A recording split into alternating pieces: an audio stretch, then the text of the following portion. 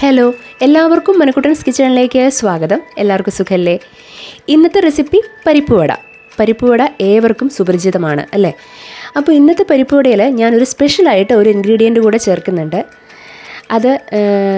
അത് ചേർത്തിട്ട് ഇവിടെ എല്ലാവർക്കും വളരെയധികം ഇഷ്ടപ്പെട്ടു. വളരെ ഒരു സ്പെഷ്യൽ ടേസ്റ്റ് തന്നെയായിരുന്നു. എല്ലാവരും ഇത് ട്രൈ ചെയ്ത് നോക്കണം. അപ്പോൾ നമുക്ക് നോക്കാം. അപ്പോൾ ഇതേ പരിപ്പുവട ഉണ്ടാക്കുന്നതിനായിട്ട് ആദ്യമായിട്ട് നമ്മുടെ കടലപ്പരിപ്പ് ഒരു അരമണിക്കൂർ കുതിർത്ത് വെച്ചതാണ്. അതിൻ്റെ വെള്ളമെല്ലാം ഊറ്റി കളഞ്ഞതിന് ശേഷം ഒന്നുകൂടി കഴുകിയെടുത്തതിന് ശേഷം മിക്സിയുടെ ജാറിലേക്ക് ഇട്ട് കൊടുക്കുകയാണ്. അത് ഗ്രൈൻഡ് ചെയ്യുന്നതിനേക്കാളും മുമ്പ് നമുക്ക് അതിലേക്ക് കുറച്ച് ഉപ്പ് ചേർത്ത് കൊടുക്കണം.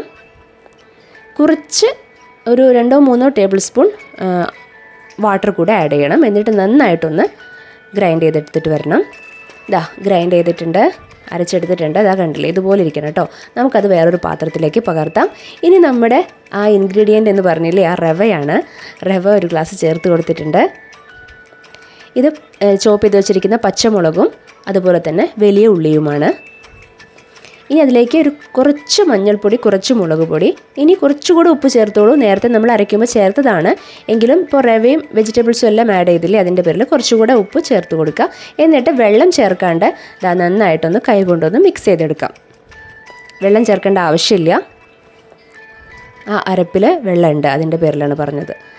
ഈ ഒരു രീതിയിലായി കിട്ടണം കേട്ടോ. ഇനി നമുക്ക് നമ്മുടെ കൈ കഴുകിയിട്ട് അതിലേക്ക് കയ്യിൽ കുറച്ച് ഓയിൽ അപ്ലൈ ചെയ്ത് കൊടുത്തതിന് ശേഷം നമുക്കിതൊന്ന് റൗണ്ട് ആക്കി എടുക്കണം. നിങ്ങൾക്ക് ഇഷ്ടപ്പെട്ട ഷേപ്പിലാക്കി എടുത്തോളൂ.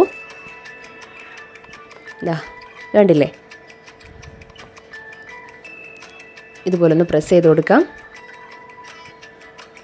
ഇതുപോലെ ആ മാവ് ഫുള്ള് ഇതുപോലെ നമുക്ക് ഷേപ്പ് ചെയ്തെടുക്കണം.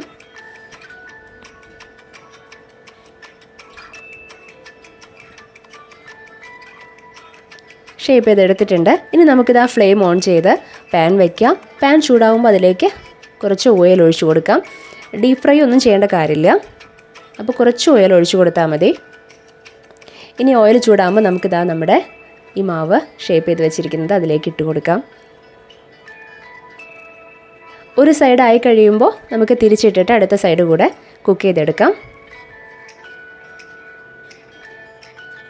2 സൈഡും കുക്ക് ചെയ്തെടുക്കണം.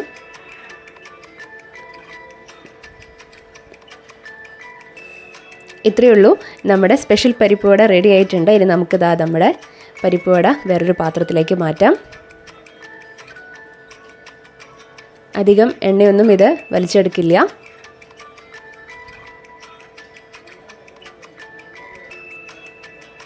വളരെ എളുപ്പമല്ലേ ഉണ്ടാക്കാനായിട്ട്? എല്ലാവരും ട്രൈ ചെയ്ത് നോക്കണേ. അഭിപ്രായം തീർച്ചയായിട്ടും പറയണം. ഹായ് ഗൈസ്, ഞാൻ എൻ്റെ അമ്മ ഉണ്ടാക്കിയ സ്പെഷ്യൽ വട അയാളിപ്പോൾ എൻ്റെ ഡാഡിക്ക് കൊടുക്കാൻ പോവുകയാണ്. ഓക്കെ,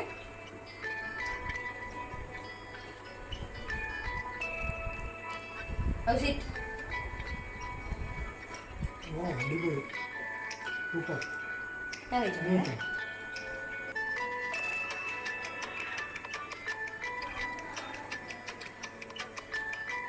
സൂപ്പർ സൂപ്പർ, അടിപൊളി. സ്പെഷ്യൽ വട, സ്പെഷ്യൽ തന്നെ.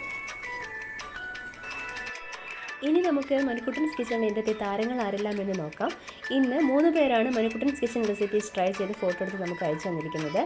ആദ്യത്തേത് വീറ്റ് വെജിറ്റബിൾ മിക്സ് ട്രൈ ചെയ്ത് ഫോട്ടോ എടുത്ത് അയച്ചു തന്നിരിക്കുന്നത് ഷീജ ഹേമന്ത്, പെരിഞ്ഞനം, തൃശ്ശൂർ. അടുത്തത് റവ സ്പെഷ്യൽ ബ്രേക്ക്ഫാസ്റ്റ് ട്രൈ ചെയ്ത് ഫോട്ടോ എടുത്ത് അയച്ചു തന്നിരിക്കുന്നത് രമാദേവി, കോണത്തുകുന്ന്, തൃശ്ശൂർ. അടുത്തത് ചട്ടിയിലെ മത്തിക്കറി ട്രൈ ചെയ്ത് ഫോട്ടോ എടുത്ത് അയച്ചു തന്നിരിക്കുന്നത് സ്മിത സുരേഷ്, പെരിഞ്ഞനം, തൃശ്ശൂർ. എല്ലാവർക്കും ഒരുപാട് നന്ദി. ഇനി നിങ്ങൾക്കും ഇതുപോലെ മണിക്കുട്ടൻസ് കിച്ചൺ റെസിപ്പി ട്രൈ ചെയ്ത് ഫോട്ടോ എടുത്ത് ഞങ്ങൾക്ക് അയച്ചു തരാവുന്നതാണ്. ഫേസ്ബുക്കിലും ഇൻസ്റ്റാഗ്രാമിലും മണിക്കുട്ടൻസ് കിച്ചണ് അക്കൗണ്ട് ഉണ്ട്. അതിലൂടെ നിങ്ങൾക്ക് ഫോട്ടോകൾ അയച്ചു തരാവുന്നതാണ്. ഞങ്ങളതെല്ലാം വളരെ സ്നേഹപൂർവ്വം സ്വീകരിച്ച് ഓരോ വീഡിയോസിലും ഉൾപ്പെടുത്തുന്നതായിരിക്കും. അപ്പോൾ നമുക്കിനി അടുത്ത എപ്പിസോഡിൽ വേറൊരു പുതിയ വിഭവമായിട്ട് വീണ്ടും കണ്ടുമുട്ടാം. Okay, bye, thank U.